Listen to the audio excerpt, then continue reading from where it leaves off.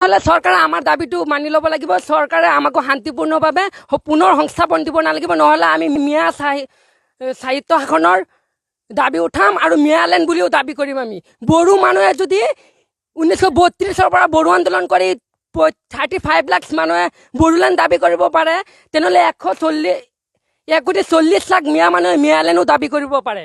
যদি এইবাৰ চৰকাৰ যদি আমাক পুনৰ সংস্থাপন নিদিয়ে, তেনেহ'লে চৰকাৰে ডাঙৰ বৃহৎ গণ আন্দোলনৰ সন্মুখীন হ'ব লাগিব। আমি মিয়া ছাত্ৰ পৰিষদে গোটেই অসমৰ লগত দিল্লী গোটেই ভাৰতবৰ্ষ কঁপাই তুলিম।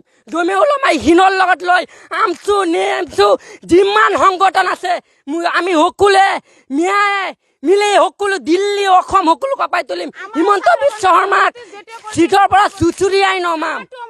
আমাৰ চৰকাৰ হৈছে ৰাইজৰ কল্যাণৰ কাৰণে চৰকাৰ বনাইছোঁ।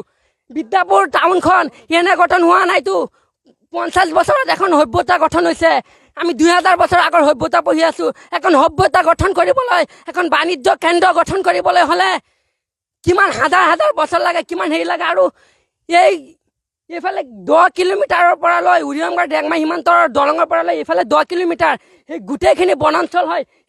এইফালে আমাৰ পঞ্চায়তত 36 গাঁও আছে, তাৰ ভিতৰত 2খন গাঁও বনাঞ্চল হয়। বাকী গাঁও কি হ'ল?